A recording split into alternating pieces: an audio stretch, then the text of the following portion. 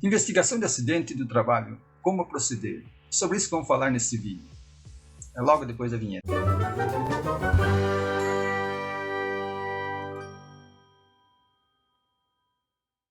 Por que é importante fazer uma boa investigação de acidente do trabalho? Bem, antes de iniciarmos esse vídeo de hoje, pediria aí que quem não é inscrito se inscrever no canal, deixar o like e ativar o sininho, para receber todas as nossas publicações.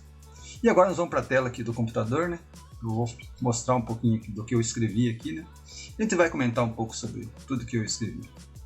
Valeu, vamos para a tela do computador. Já estamos aqui agora na tela do computador, E que, antes de a gente falar da investigação de acidente, é interessante saber o que a legislação fala disso sobre o assunto. Caso você não tenha visto a última postagem que eu fiz aqui no tema, eu vou deixar aqui o link, para você ver o embasamento legal certinho, e aí depois volta para esse vídeo novamente, ou continua agora, deixa para ver depois, É até melhor,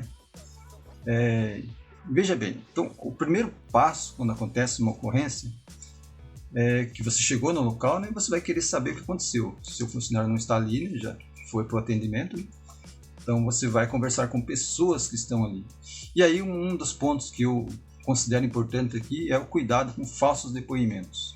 Pessoas que não querem contar realmente o que aconteceu. Seja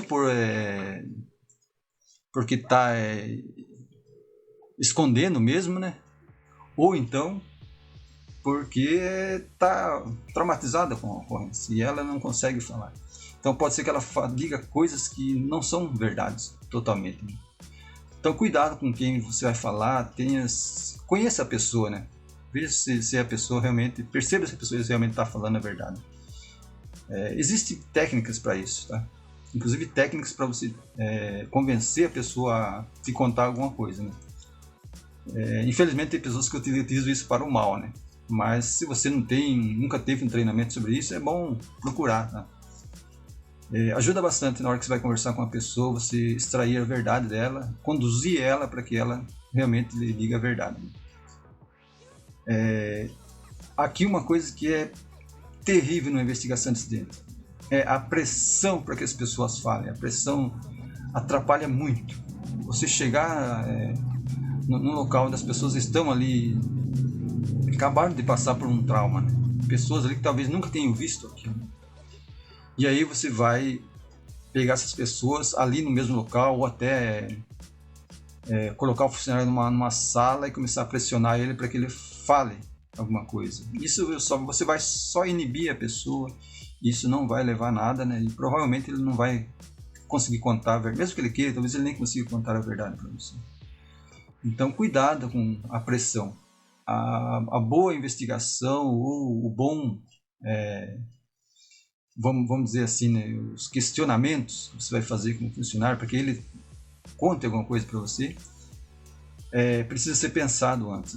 Você não pode chegar lá e começar a pressionar. Eu vi isso acontecer e foi terrível, Eu praticamente fiquei sem palavra, quando eu vi que tudo aquilo estava acontecendo, E realmente não foi a melhor forma e não se conseguiu nada com aquilo. Eu consegui mais coisa depois disso aí, Então, porque tem o jeito certo de você conversar com as pessoas. Então, pressão demais vai atrapalhar. Então, cuidado com isso aí. E aí, como eu falei, existem as formas corretas de você levar o funcionário a contar as coisas. Então, aqui eu coloquei algumas coisas que são as perguntas que são indutivas, ela vai induzir o funcionário ou a pessoa, a lhe dizer aquilo que você está querendo saber, Então veja só, eu coloquei a primeira pergunta: você conhece todos os riscos de sua atividade? Estou falando aqui de alguém que se acidentou, mas você está conversando com ele nesse caso, e não com uma testemunha, E mesmo que se fosse uma testemunha, também valeria a pergunta.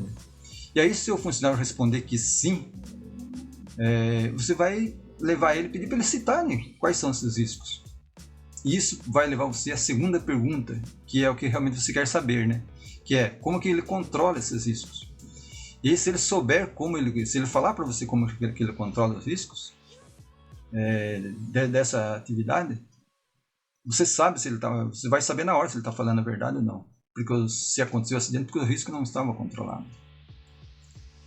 Bem, E aí vamos para a terceira pergunta. O que pode ter contribuído para que o acidente ocorresse?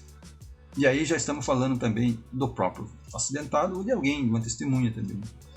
E com essa pergunta, né, você entra diretamente na questão do acidente em si, né? Porém sem pressionar o funcionário, você não está obrigando ele a nada. E é lógico, né, que conforme ele for falando, você vai anotando, né? E com o passar dessas perguntas, é bem provável que ele vai se soltando. E aí, dali a pouco, ele vai estar respondendo tudo aquilo que você realmente quer saber. E a quarta pergunta que eu faria, né, o que você poderia ter feito para evitar esse acidente? E aí você está conversando com o funcionário, você vai fazer essa pergunta, né?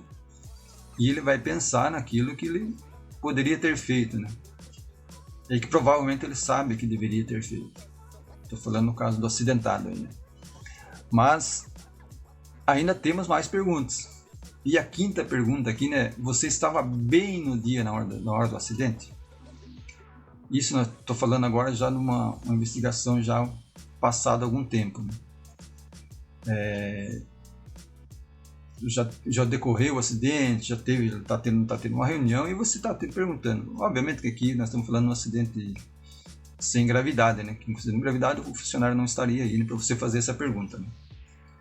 Mas veja só, aqui, né, quando você faz essa pergunta, você estava bem no dia ou na hora do acidente, né? E essa pergunta, né, ela vai trazer para você algumas respostas relacionadas a, por exemplo, questões psicológicas, problemas pessoais, se ele estava bem nesse dia, se ele não teve problema, não está tendo problema na casa dele, estresse, né? Pressa, por motivos pessoais, não por indução da empresa. Um chefe que está pressionando ele para fazer um trabalho rápido. Não, estou falando aqui isso por questões pessoais. Ele está com pressa porque ele estava com pressa na hora do acidente, porque ele estava próximo do almoço, ele queria ir almoçar logo, ou estava próximo da hora de ir embora, ele queria terminar o serviço para ir embora.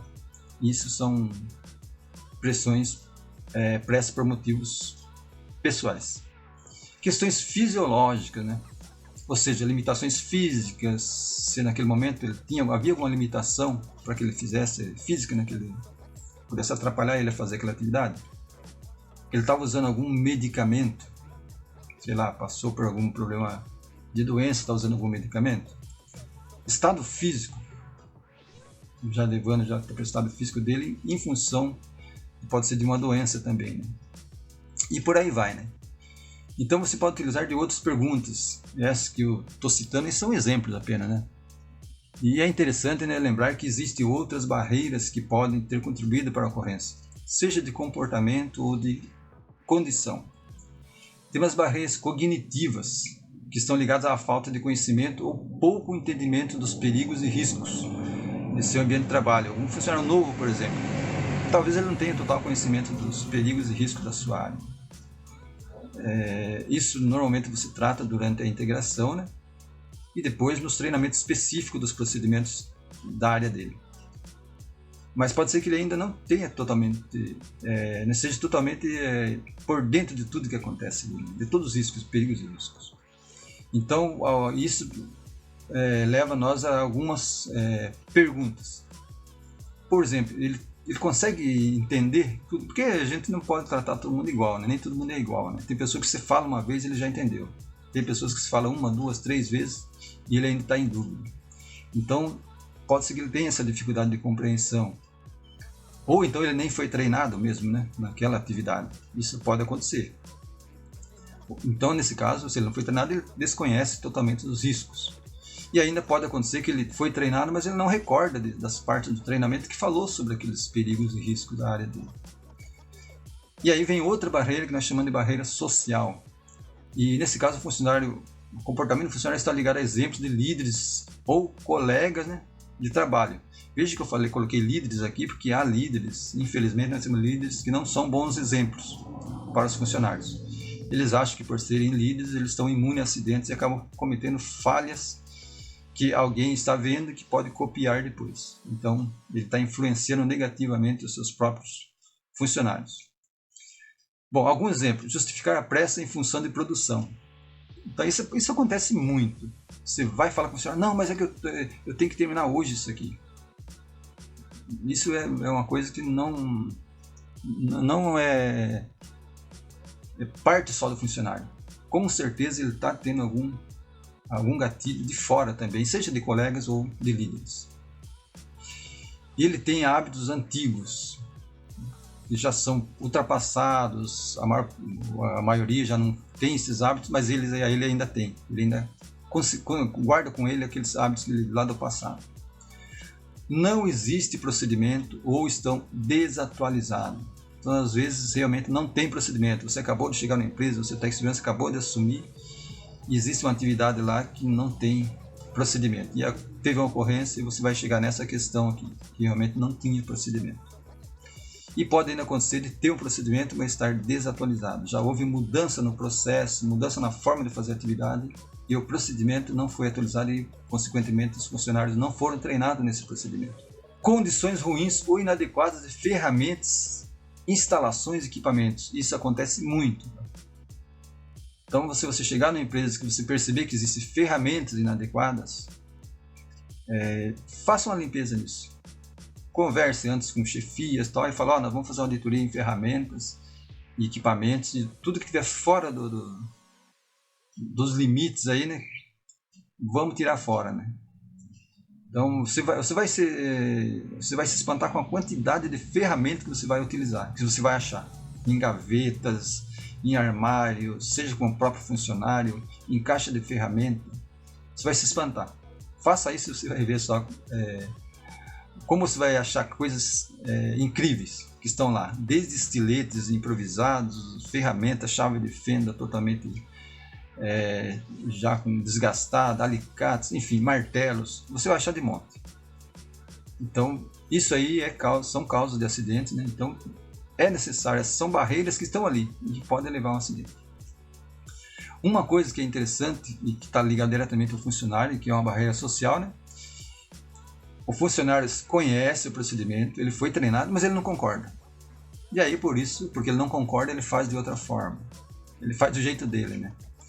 Isso acontece muito com funcionários antigos, quando você estabelece uma norma nova. E nesse caso é preciso ter cuidado, pois o procedimento pode realmente estar em desacordo. Então, por isso que procedimentos, eu sempre falo, né, que quem faz procedimento de trabalho, o procedimento operacional não é o técnico de segurança. O técnico de segurança ele participa com as questões de segurança, né? Mas quem conhece da operação, sim, do processo operacional, é o funcionário e o chefe da produção. Então, na hora de você fazer um procedimento, quem tem a parte operacional na cabeça são eles. Você vai dizer se aquilo é seguro ou não, e se não é seguro, o que deve ser feito para que aquilo se torne seguro. Porém, eu já vi muitos casos assim, né? Você participa, sai um procedimento maravilhoso. Quando você chega na área, o cara está fazendo de outra forma. Porque ele participou daquilo, mas ele não concorda. Ele acha que aquilo lá não funciona, vai atrasar o trabalho dele e tal, né? E aí precisa ser revisto novamente. E, se for o caso, atualizar. Ou então, realmente confirmar. Não, o procedimento é esse e todo mundo vai fazer dessa forma que é mais seguro. Outra coisa que pode acontecer, que são barreiras sociais também, é seguir exemplo de colegas e líderes. Eu já falei isso anteriormente, né, que tem outro caso em cima que também é parecido, né? E aí acontece muito com funcionários novos. Eu vi caso de funcionário novo que ele chegou na empresa e na empresa que ele trabalhava usava um determinado equipamento para fazer certa atividade. E lá ele usava normal. E quando ele chegou na área dele, que ele foi trabalhar com uma pessoa que era um colega que era mais antigo, ele viu que esse colega não utilizava aquele equipamento. É óculos de segurança. Óculos não, protetor facial. E aí, quando ele percebeu que ali aquele funcionário não usava para fazer aquela atividade, ele também deixou de usar. Apesar que eles tinham, né, o protetor, mas ele deixou de usar. E aí, o exemplo do colega, né, que fez ele fazer isso, mas estava no procedimento que era necessário utilizar. Só que o colega dele não estava utilizando. E aí ele também não estava. Então até que foi corrigido isso aí, né? Falei, não, tem que usar, os dois tem que usar, porque está no procedimento. Mas era o colega dando um exemplo negativo, né? A outra coisa não foi treinado ou não tem habilidade para a atividade. Então ele realmente não foi treinado, né, para essa atividade, ou ele não tem as habilidades necessárias para fazer aquilo. E aí cabe a quem é o seu gestor, né, perceber isso, ou esse funcionário não posso colocar nessa atividade porque ele não consegue fazer. E a última ainda que nós estamos falando de barreira social, ainda existem outras, mas a última que eu vou comentar é o excesso de autoconfiança. É aquele cara que sempre trabalhou daquela forma, ele sempre fez daquela forma, e quando você vai falar para ele, ele ainda fica bravo, porque ele fala, não, sempre fiz assim, nunca teve problema. E aí, nós estamos falando de um acidente, então, de uma investigação de acidente. Então, se ele se acidentou, porque aquilo não era a forma correta. Então, essas são algumas situações que podem acontecer, né? E qual que é a conclusão que nós chegamos aí, né? Bem, investigar um acidente de trabalho nem sempre é tarefa fácil, mas é possível realizar uma boa investigação se nós utilizarmos ferramentas adequadas. Existem muitas ferramentas, vocês que estão na área aí, né, sabem disso, né? O que não podemos é fazer uma investigação meia boca. É aquela investigação que tá bem, faça isso e acabou o problema. E aí passa, sei lá, uma semana, alguém se acidenta da mesma forma, numa atividade igual.